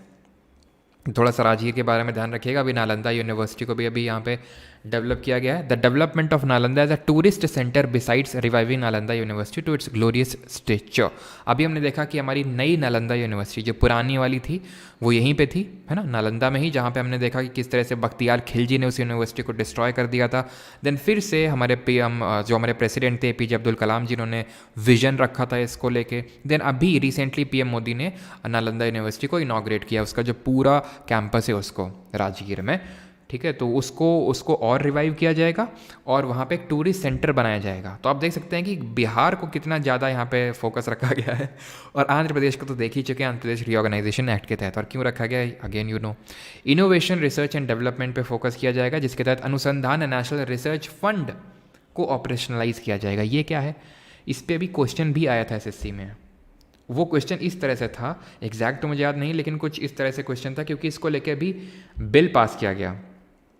Bill था आपका, वो क्या नाम था उसका, यही नाम था, अनुसंधान नेशनल रिसर्च बिल 2023 में। ये जो हमारा विंटर सेशन था पार्लियामेंट का, उसी में प्रस्तुत किया गया था, जिसके तहत SERB that is science and engineering research board का जो एक्ट है 2008 का, उसको रिपील किया गया, ख़त्म किया गया। इसको ख़त्म किया इस पर्टिकुलर बिल ने, अनुसंधान नेशनल रिसर्च बिल ने। इसके तहत ये फंड बनाया जाएगा, जिसके तहत रिसर्च एंड डेवलपमेंट को और प्रमोट किया जाएगा मेडिकल सेक्टर में। ये चीज़ ध्यान रखनी है। Private sector driven research and innovation at commercial scale with the financial pool. तो प्राइवेट सेक्टर में वो रिसर्च एंड डेवलपमेंट के लिए 1 लाख करोड़ दिए गए, नॉट इंपॉर्टेंट। स्पेस इकोनॉमी को प्रमोट करने के लिए venture capital fund of 1000 crore यहाँ पर सेटअप किया गया, स्पेस इकोनॉमी को प्रमोट करने के लिए। अभी हम देख चुके हैं कि किस तरह से हमारा जैसे अग्निकुल कॉस्मोस आपने सुना होगा, चेन्नई बेस्ड स्टार्टअप है, किस तरह से स्पेस सेक्टर में वो अच्छे से पार्टिसिपेट कर रहा है ना। और इसीलिए और इसमें स्पेस सेक्टर में हमारा पार्टिसिपेशन हो प्राइवेट सेक्टर का, उसके लिए 1000 करोड़ को अलग से वेंचर कैपिटल रखा गया। ठीक है, आगे बढ़ते हैं। यहाँ पे क्या है, प्रायोरिटीज़ फॉर वही सेम चीज़ है वो, तो खैर next generation reforms, rural and urban land related actions, unique land parcel identification number और भू आधार, सभी लैंड्स को ये पर्टिकुलर एक ID नंबर दिया जाएगा, जिससे कि बहुत सारी गवर्नमेंट को भी आसानी होगी। कुछ अगर उसको चीज़ करनी है, कई बार मुआवजा देना होता है, कई बार है ना, कोई ऐसा इंफ्रास्ट्रक्चर प्रोजेक्ट रन करती है गवर्नमेंट, तो मुआवजा वगैरह देना होता है, या फिर कई बार आप देखते हैं कि ज़मीनी विवाद भी हो जाते हैं, तो वो सारी चीज़ें ना हो, इसके लिए यूनिक लैंड पार्सल ID एक तरह से दिया जाएगा, जिसको कि भू आधार भी बोला गया है यहाँ पे। ठीक है, इतनी चीज़ क्लियर। और GIS mapping, land records in urban areas will be digitised, digital हो जाएंगे, यानी कि आप फ़ोन में बैठे देख पाएंगे पूरा सब लैंड रिकॉर्ड्स वगैरह सब कुछ। ज्योग्राफिक इंफॉर्मेशन सिस्टम मैपिंग के तहत GIS सिस्टम डिजिटाइज कर दिए जाएंगे। कैडेस्ट्रल मैप्स, कैडेस्ट्रल मैप्स क्या होते हैं, मतलब वो पार्ट ऑफ लैंड जो एक तरह के हैं, तो उनको ऐसे ग्रुप करके उनको कैडेस्ट्रल मैप बोल देते हैं हम लोग। ठीक है, तो ये चीज़ें हैं। बाकी तो taxonomy of climate finance not important, FDI and overseas, हाँ ये इंपॉर्टेंट है। NPS वात्सल्य, नेशनल पेंशन स्कीम रन होती है, नेशनल पेंशन स्कीम रन होती है, जिसके तहत आप कुछ कंट्रीब्यूट कर सकते हैं, एट अ सर्टेन एज आपको वो पैसा मिलता है। ये स्कीम अब बच्चों के लिए ले आई गई है। बच्चों के लिए उनके पेरेंट्स या फिर गार्जियंस NPS वात्सल्य के तहत कॉन्ट्रीब्यूशंस कर सकते हैं। जब 18 हो जाएंगे वो, दैट इज़ मेच्योरिटी हिट कर जाएंगे, तो उसके बाद अगर उसको नॉर्मल NPS में कन्वर्ट करना है तो उसको नॉर्मल NPS में भी कन्वर्ट कराया जा सकता है। तो NPS वात्सल्य ध्यान रखना, ये लॉन्च किया है, और अभी तक NPS 18+ के लिए होती थी, अभी माइनर्स के लिए भी लॉन्च कर दिया गया है इसको। क्लियर, ठीक है। सोल्यूशन दैट ठीक है, रिलेवेंट है। और NPS की थोड़ी सी यहाँ पर चर्चा कर लें तो ये रेगुलेट कौन करता है, पेंशन फंड रेगुलेटरी, जो हमारा regulatory and development authority that is PFRDA, जो कि फाइनेंस मिनिस्ट्री के तहत आती है, ये इसको रेगुलेट करती है, और सन 2004 में इसको लॉन्च किया गया था। ठीक है, 2004 में। ऑलराइट, आगे बढ़ते हैं। अब यहाँ पे आते हैं किस पे, tax proposal simplification and tax. इसमें हमें ज़्यादा चीज़ें नहीं याद रखनी है, थोड़ी सी चीज़ें याद रखनी है, मैं आपको बताता हूँ, बिकॉज टैक्स वगैरह एक्चुअली चलो अभी बताता हूँ क्या है। ठीक है, अभी तो पहले देखते हैं। चलो, तो यहाँ पे क्या है कि चेंजेस हुए हैं कस्टम ड्यूटी में। 3 जो कैंसर मेडिसिन है उस पर पूरी तरह से कस्टम ड्यूटी को हटा दिया गया। Now what is this custom duty, CD, जिसको कि हम BCD भी बोलते हैं। यहाँ पे आप देखोगे लिखा हुआ BCD, बेसिक कस्टम ड्यूटी। जो इम्पोर्ट और एक्सपोर्ट होता है ना, उस पर जो टैक्स लगता है उसको कस्टम ड्यूटी बोलते हैं। गवर्नमेंट इसलिए लगाती है कि भाई जैसे कोई काफ़ी सारी गवर्नमेंट्स क्या होती हैं, फॉरेन गवर्नमेंट्स, कंपनीज सस्ते में माल को डालती हैं एक डोमेस्टिक मार्केट में, सो दैट वहाँ की जो डोमेस्टिक मार्केट है वो ख़त्म हो जाए। जैसे कि मान लो कि एक MI कंपनी है चाइना की, वो बहुत ही सस्ते दाम में मोबाइल यहाँ पे डंप किया, माइक्रोमैक्स जैसी कंपनी को उखाड़ दिया। उसकी वजह से क्या होता है, डोमेस्टिक जो मार्केट होती है देश की वो ख़त्म हो जाती है। तो इसलिए थोड़ा ये टैक्स लगाना भी, जिनको टैरिफ भी बोलते हैं, वो लगाना ज़रूरी होता है। वैसे तो एंटी डंपिंग ड्यूटी भी होती हैं स्पेसिफिकली उस चीज़ के लिए, लेकिन हाँ ये कस्टम ड्यूटी का भी पर्पस वही होता है। तो BCD का मतलब बेसिक कस्टम ड्यूटी, जो इम्पोर्ट एक्सपोर्ट के टाइम पे लगता है।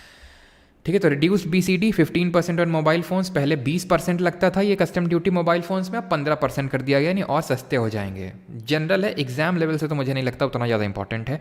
कस्टम ड्यूटी जो गोल्ड सिल्वर में है उसको 6% कर दिया गया है, ठीक है, और प्लैटिनम में 6.4%। ये भी उतना इंपॉर्टेंट नहीं है, ये भी आप देख सकते हैं, लेकिन उतनी इंपॉर्टेंट चीज़ें नहीं है वो तो ठीक है। एक ये तरह के फैक्ट जनरल आम जनता के लिए इंपॉर्टेंट है। ओहो फिर 15% हो गया, मोबाइल फ़ोन सस्ते हो जाएंगे, लेकिन हमारे लिए जो पीछे चीज़ें पड़ी थी वो इंपॉर्टेंट थी, और आप भी आगे जो पढ़ने वाले हैं। ये जो चीज़ यहाँ पे लिखी हुई है, short term gains of financial asset to attract 20% tax rate, और लॉन्ग टर्म वाले में लगेगा 12.5% का टैक्स। होता क्या, जैसे आप में से कुछ लोग हो सकता है शेयर्स वगैरह खेलते हो, या फिर आपके घर में कोई करता हो, या फिर नहीं भी करते हो, तो समझ लो जैसे कि एक FNO ट्रेडिंग करके होती है, मतलब कि जहाँ पे आप डे ट्रेडिंग जिसको बोलते हैं, या फिर आप कुछ भी जो शॉर्ट टर्म में आप गेन करते हैं किसी भी फाइनेंशियल एसेट को। तो मैं शेयर का एग्जांपल दे रहा हूँ, जैसे मान लो मैंने प्रॉपर्टी खरीदी 20 लाख की, ठीक है, और एक महीने में बेच दी उसको 30 लाख की, तो it is a kind of बहुत ही शॉर्ट टर्म में मुझे कैपिटल का गेन हो गया, बहुत शॉर्ट टर्म में मुझे पैसा का गेन हो गया, तो उसमें 20% टैक्स लगेगा। अभी 15% होता था, अभी कितना होता था 15%। तो अगर आप 15% से अभी उसको 20% कर दिया गया, यानी गवर्नमेंट डिस इंसेंटिवाइज करना चाहती है किसको, शॉर्ट टर्म कैपिटल गेन्स को, जो लोग बैठे बैठे दिन में मतलब पैसा कमाते हैं, ठीक है काफ़ी कम टाइम में। और लॉन्ग टर्म जो पहले हुआ करता था वो 10% हुआ करता था, उसको भी बढ़ा दिया गवर्नमेंट ने, टैक्स को 12.5% कर दिया। लेकिन एग्जेम्पशन पहले मिला करती थी कैपिटल गेंस पे कि 1 लाख रुपए तक जो आप पैसा कमाते हो उस पर कोई पैसा आपको नहीं देना, टैक्स नहीं देना है। अब उसको बढ़ा के 1.25 लाख कर दिया गया है, 1,25,000 तक आपको नहीं देना होगा।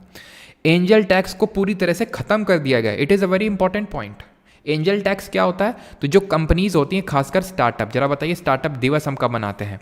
तो स्टार्टअप क्या करते हैं, फॉरेन से या फिर कहीं से भी जो फंडिंग लेते हैं, खासकर फॉरेन से, तो किस तरह से फंडिंग लेते हैं, अपने शेयर्स, अपनी हिस्सेदारी बेच देते हैं। जैसे मान लो मैंने कोई कंपनी स्टार्ट करी, मैंने और मान लो मेरे दोस्त ने, या फिर सिर्फ मैंने स्टार्ट करी, तो मान लो मेरे पास 50% की पूरी है, मान लो मैंने ही कंपनी स्टार्ट की, मेरे नाम पे ये 100% हिस्सेदारी है। अब मुझे पैसा उठाना है स्टार्टअप को ग्रो करने के लिए अपने, तो मैं क्या करूँगा, मैं शेयर्स अपने बेच दूंगा कि भाई मेरी कंपनी में 10% की हिस्सेदारी ले लो और इतना पैसा मुझे दे दो, ठीक है।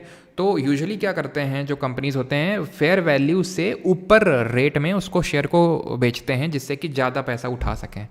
तो वो अपनी फेयर वैल्यू से जो ऊपर, जो एक्चुअल कीमत है आपके शेयर की, उससे भी ज़्यादा वैल्यू पे जब आप बेचते हैं, तो जो एक्स्ट्रा पैसा है उस पर जो टैक्स लगता था, that was called as angel tax.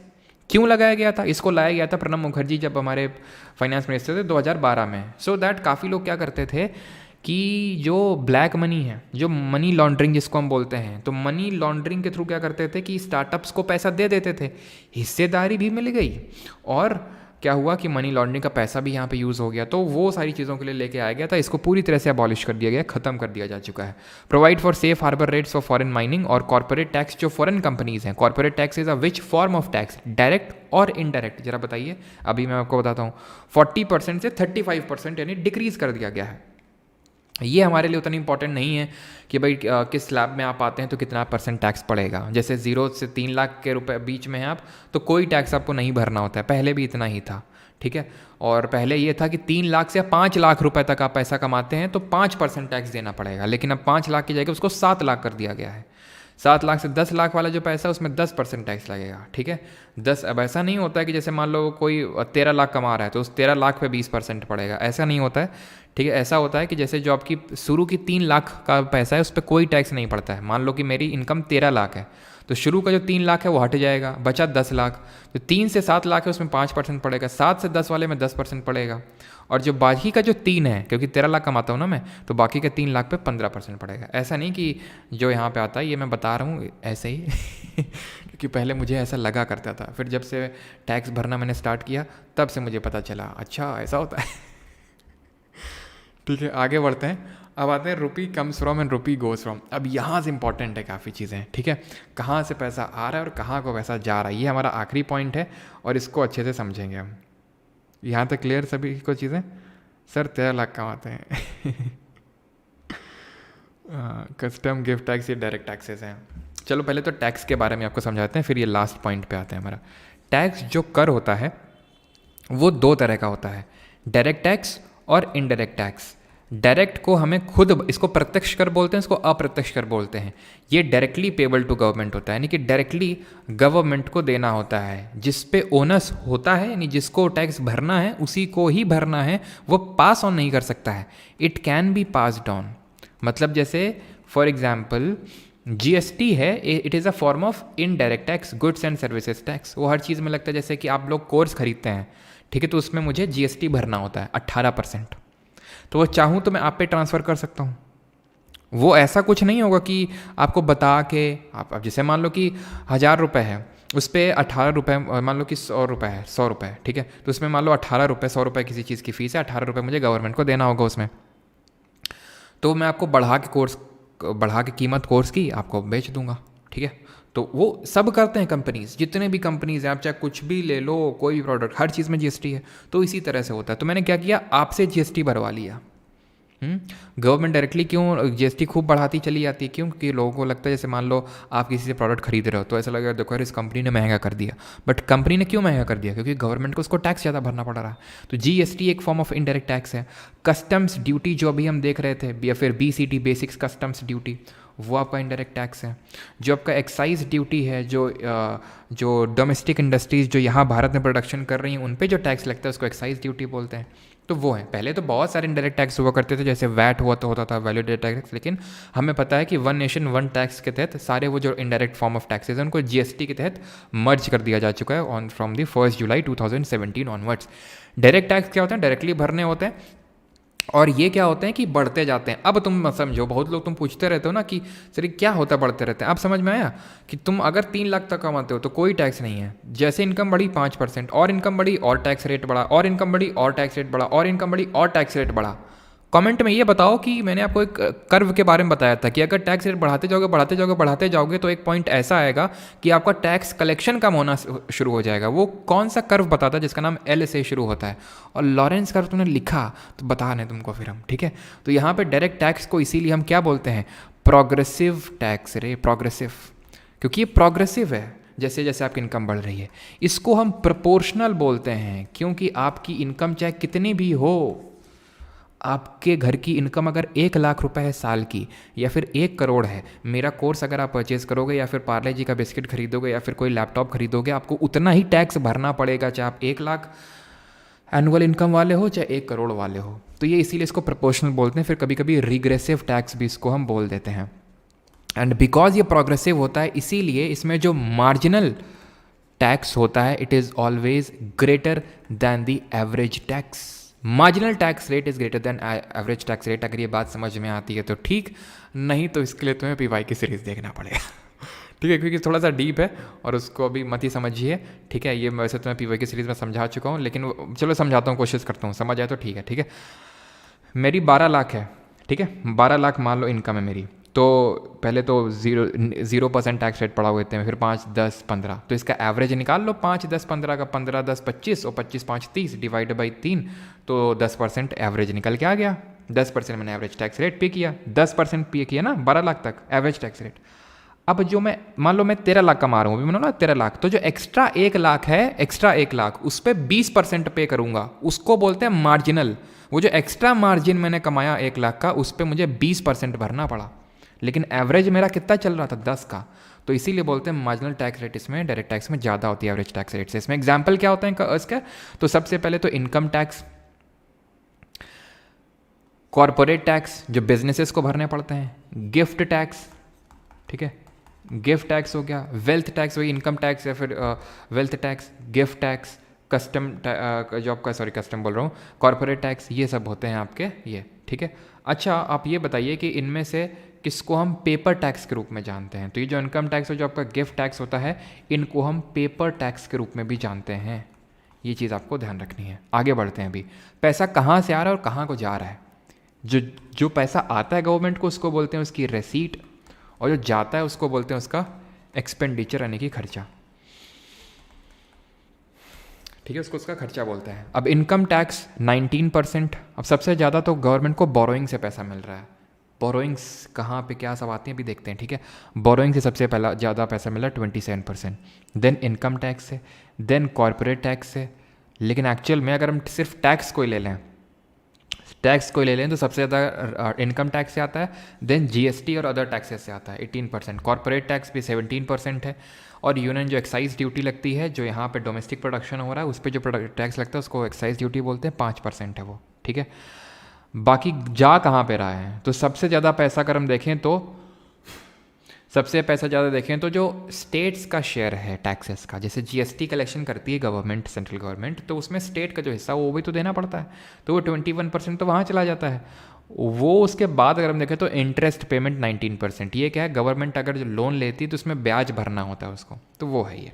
ठीक है, फिर अगर हम बात करें इसमें 16% जो उसकी सेंट्रल सेक्टर स्कीम रन हो रही हैं, सेंट्रली स्पॉन्सर्ड नहीं, उसमें तो 8% है, उससे दुगना सेंट्रल सेक्टर स्कीम है। सेंट्रल सेक्टर स्कीम जहाँ पे 100%, अभी आप ये मान लो कि उसमें मेजर का मतलब हो गया कि 51% तक एटलीस्ट सेंट्रल गवर्नमेंट जितना भी पैसा दिया जाएगा उसमें मेजर जो दिया जाएगा वो सेंट्रल गवर्नमेंट के द्वारा जो पैसा दिया जाता है 50% से ज़्यादा, तो उसको सेंट्रल सेक्टर स्कीम बोलते हैं। जहाँ पे माइनर कंट्रीब्यूशन होता है 50% से कम, उसको हम सेंट्रली स्पॉन्सर्ड स्कीम बोल देते हैं सेंट्रल गवर्नमेंट की। ठीक है, अब आते हैं यहाँ पे कि एक्सपेंडिचर कहाँ पे सबसे ज़्यादा हुआ, तो डिफेंस में आप देख सकते हैं 4,54,000, मतलब बहुत ज़्यादा हम डिफेंस में खर्चा करते हैं, ज़रूरत भी है उसकी थोड़ी सी। ठीक है, कंसिडरिंग चाइना और पाकिस्तान जैसे बॉर्डरिंग कंट्रीज़ हमारे रूरल डेवलपमेंट में, ये आपको डेटा रटने की ज़रूरत नहीं, बस थोड़ा सा ऑर्डर ध्यान रखना। डिफेंस, रूरल और एग्रीकल्चर में टॉप 3 हमारे एक्सपेंडिचर होते हैं। Then allocation to major scheme, MG NREGA में कितना हुआ था और अगले साल कितना करेंगे। 60,000 करोड़ किया था और करेंगे, टारगेट है 86,000 करोड़ का अगले साल के लिए।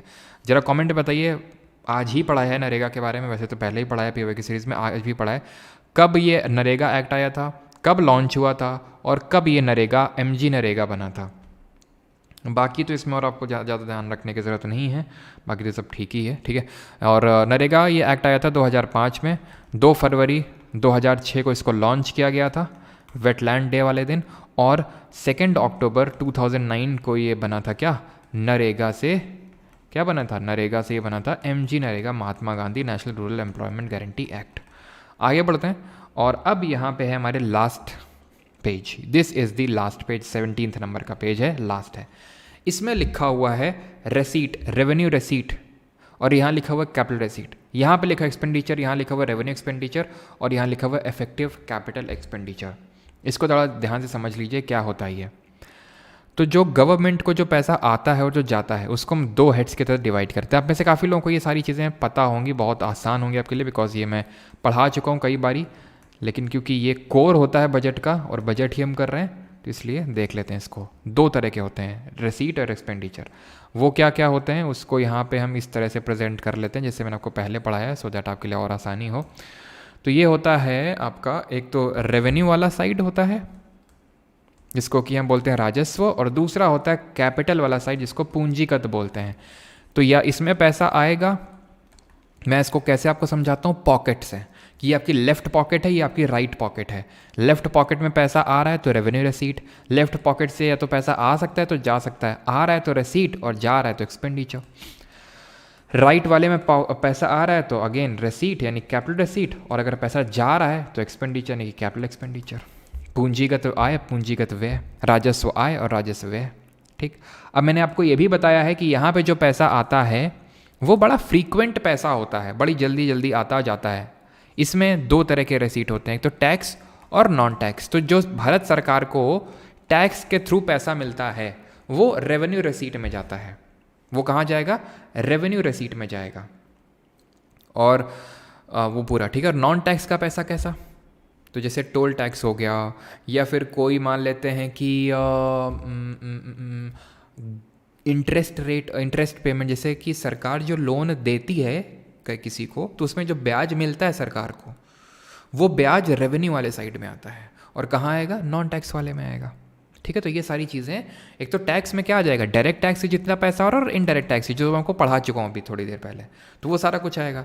यहाँ पे आपका जो टोल टैक्स का पैसा हो गया, इंटरेस्ट पेमेंट हो गई, ये सब का पूरा पैसा इसमें आता है। खर्चे किस तरह के होते हैं, तो खर्चे जो भारत सरकार सैलरी देती है अपनी एम्प्लॉयज़ को, उनको जो पेंशन देती है, जो भारत सरकार लोन पे ब्याज भरती है, वो सारा कुछ यहाँ से जाता है, क्योंकि ये फ्रीक्वेंट हो रहा है। कैपिटल वाले साइड में क्या होता है, यहाँ पे किस तरह का पैसा आता है, तो गवर्नमेंट अगर अपने एसेट की, पूंजी की सेल करता है, एसेट सेल करता है, जैसे कि उसने डिसइन्वेस्टमेंट कर दिया। डिसइन्वेस्टमेंट का मतलब होता है विनिवेश, यानी अपने हिस्सेदारी बेच दी। कोई एक पब्लिक सेक्टर अंडरटेकिंग था मान लेते हैं, और उसकी हिस्सेदारी बेच दी उसने। या फिर कोई स्पेक्ट्रम एलोकेशन करता है हमारा, है ना, स्पेक्ट्रम एलोकेशन किया, या फिर कोल ब्लॉक है कोई, उसको सेल कर दिया, तो उसको एसेट सेल बोलते हैं। डिसइन्वेस्टमेंट एक उसका उदाहरण है। स्पेक्ट्रम और कोल ब्लॉक ये भी उसके उदाहरण हैं, एग्जाम्पल्स हैं डिसइन्वेस्टमेंट, ठीक है। या फिर अगर इसे लोन लिया है, ये क्या है, लोन लिया है अगर सरकार ने, तो लोन रोज रोज तो लेती नहीं, कभी कभी लेती है, तो लोन वाला इसमें जाएगा। खर्चे किस तरह के होंगे, तो यहाँ पे एसेट की सेल हो रही थी, यहाँ पे जो गवर्नमेंट करती है कैपिटल एक्सपेंडिचर, जिसको कैपेक्स भी बोलते हैं शॉर्ट में, ये होता है हमारा डेवलपमेंटल एक्सपेंडिचर होता है, जो भारत सरकार डेवलपमेंट पर्पज से, जैसे कि वो स्कूल्स सेटअप कर रही है, स्कूल कॉलेजेस हो गए, हॉस्पिटल सेटअप कर रही है, हॉस्पिटल बना रही है, रोड बना रही है। अब रोड बना रही है तो उसमें टोल नाके बने होंगे बीच बीच में, उससे जो पैसा आएगा, तो वो एक तरह की भारत सरकार के लिए एसेट है, पूंजी है। यहाँ पे एसेट जा रहा है, यहाँ पे एसेट आ रहा है। यहाँ पे क्या हो रहा है, एसेट का क्रिएशन हो रहा है। यहाँ पे एसेट क्रिएशन हो रहा है, यहाँ से एसेट जा रही है। या तो एसेट जा रही है, या तो लाइबिलिटी बढ़ रही है। लाइबिलिटी कैसे बढ़ रही है, आपने लोन लिया, ये चुकाना पड़ेगा, लोन इज़ योर लाइबिलिटी, तो वो चुकाना पड़ेगा फ्यूचर में, तो आपकी लाइबिलिटी बढ़ रही है। यहाँ पे क्या है, आपने एसेट क्रिएट कर रहे हैं, पूंजी क्रिएट कर रहे हैं। आप लोन का अगर रीपेमेंट कर रहे हैं अपने, तो आप अपनी लाइबिलिटी को ख़त्म कर रहे हैं। तो एसेट का या तो क्रिएशन होता है यहाँ पे, या तो लाइबिलिटी जाती है, ख़त्म होती है। क्लियर इतनी चीज़। लोन लिया जाएगा, कैपिटल रिसीट। लोन दिया जाएगा क्योंकि पैसा जा रहा है, तो लोन कैपिटल एक्सपेंडिचर। लोन पे इंटरेस्ट आपको आ रहा है, किसी को दिया है, तो रेवेन्यू रिसीट। और जा रहा है तो उसको हम बोलते हैं revenue expenditure. Is that clear यहाँ तक सभी को? यहाँ तक अगर किसी को डाउट हो तो बताइए, बिकॉज यही यहाँ सेम चीज़ें लिखी हुई हैं जो यहाँ पे रेवेन्यू रिसीट और कैपिटल रिसीट, ये सारी चीज़ें हैं।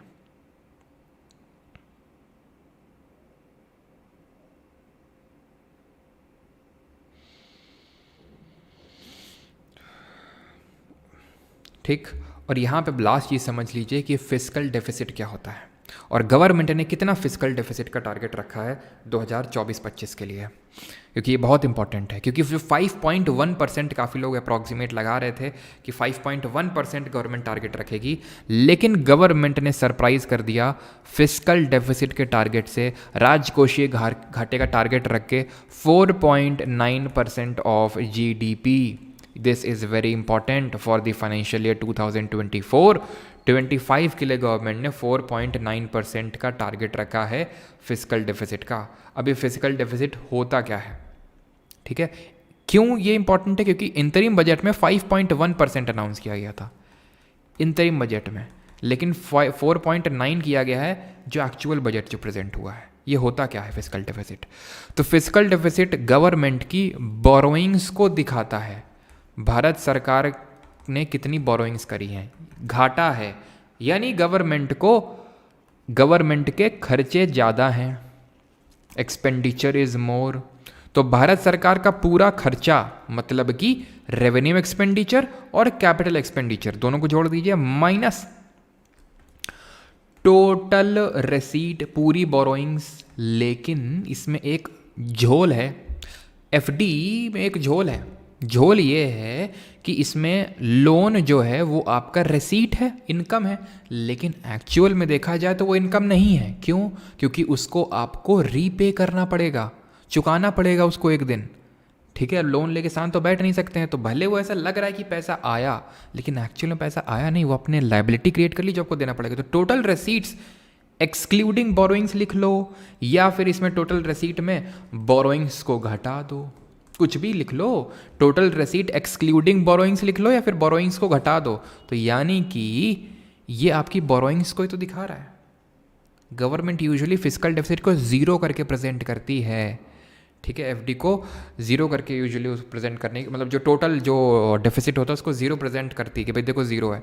लेकिन फिजिकल डेफिसिट से पता चल जाता है कि कितनी बोरोइंग कर रखी है, क्योंकि इससे आपको बोरोइंग को घटाना होता है, हटाना होता है। बोरोइंग को मत रखना रिसिप्ट में, एफडी बोलता है मत रखना। इसका मतलब है कि अब आपकी एक्चुअल औकात पता चल जाएगी गवर्नमेंट की कि कितनी बोरोइंग करी है। तो उसका टारगेट 4.9% रखा गया है अभी, जो कि इंतरिम बजट में 5.1% रखा गया था, यानी कि 20 बेसिस पॉइंट, 20 बेसिस पॉइंट का मतलब होता है 0.2%, उसका डिक्रीज हुआ है यहाँ पे। थंकू खत्म हो गया, ठीक है।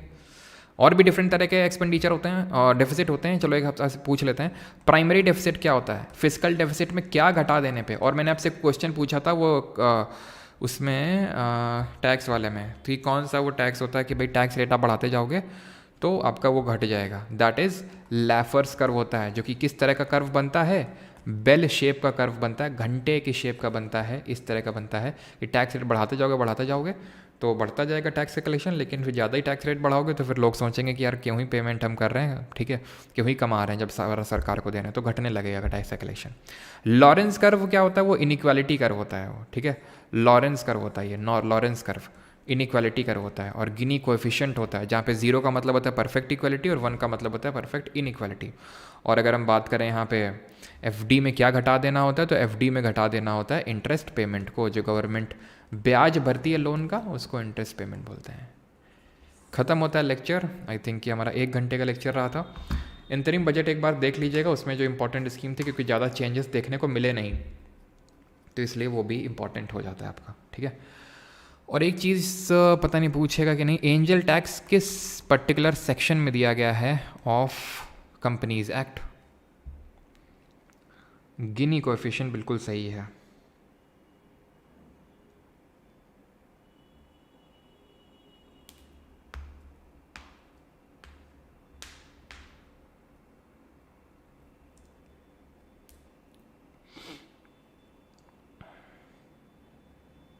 सेक्शन 56 ऑफ कंपनीज एक्ट में ये दिया हुआ है, ठीक है, जो 2013 का कंपनीज एक्ट है उसमें। और जो आईटी एक्ट है, इनकम टैक्स एक्ट ऑफ 1961, उसके तहत इसको लेवी किया जाता है। लिख देता हूँ यहाँ पे मैं, जो इनकम टैक्स ऑफ 1961 है, इसके तहत इसको लेवी किया जाता है, और कंपनीज एक्ट के सेक्शन 56 में मैंशन है। Is it good? तो गुड तो यही होता है कि फिजिकल डेफिसिट बिल्कुल ना हो, भारत सरकार का बोरोइंग्स ना हो, लेकिन ठीक है, लेकिन कुछ ना कुछ तो रहते हैं। सर स्लाइड्स बहुत इंटरेस्टिंग और अट्रैक्टिव बनाया है। सर हमने नहीं बनाया ये, ठीक है, ये भारत सरकार ने बनाया है और वही मैंने डायरेक्टली अटैच किया है। ये मैंने स्लाइड्स नहीं बनाई है, all credit goes to Bharat सरकार ठीक है। प्लीज़ सीएचएसएल मेंस के लिए जीके का स्ट्रैटेजी बता दीजिए कैसे करें। निमिष भारद्वाज, कल वीडियो आएगा, मोस्ट प्रोबेबली कल आएगा, चिंता मत करिए। सीएचएसएल मेंस के मुझे भी चिंता है, कल मोस्ट प्रोबेबली आएगा, है ना। लास्ट के 2 टॉपिक समझ नहीं आए, कहाँ से पढ़ें हम, निशांक सिंह राजपूत।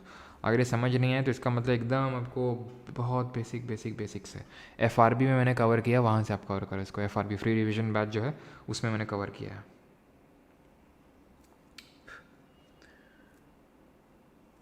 सर अब इसके नोट्स बनाने के, नोट्स नहीं बनाने यार, मैंने पीडीएफ शेयर किया आपके टेलीग्राम पे, ठीक है, तो ठीक है, तो उसमें आप देख लेना, वहाँ पे मैंने एक पीडीएफ शेयर किया है, तो उससे आप इसको कर लीजिएगा। ये सेम पीडीएफ जो ये मैंने स्लाइड्स के जो स्क्रीनशॉट्स लिए हैं वही पीडीएफ, ठीक है, तो वहाँ से आप इसको कर लो। नोट्स मत बनाओ हर चीज़ के, सब कुछ यार नहीं रटना है, ठीक है, सब कुछ नहीं रटना है। जो जो मैंने थोड़ा चीज़ें बोली हैं अभी वो कर लो, ऐसा नहीं कि सीजीएल 2024 में टपक जाएंगी, ठीक है। थोड़ा बहुत देख लो इसको, ठीक है, थोड़ा बहुत देख लो और बस, उतना ज़्यादा दिल पे लेने की ज़रूरत नहीं है, ठीक है।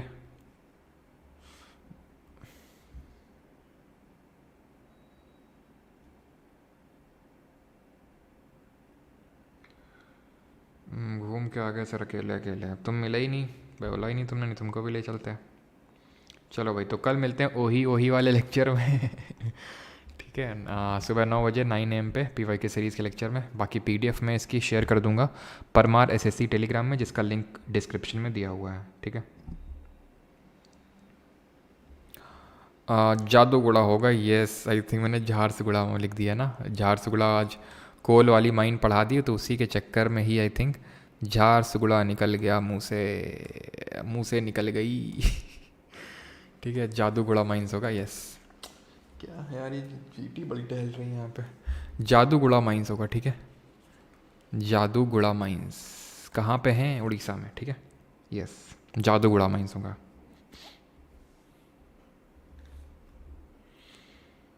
जादूगुड़ा माइंस ही होगा, ठीक है, जादूगुड़ा माइंस।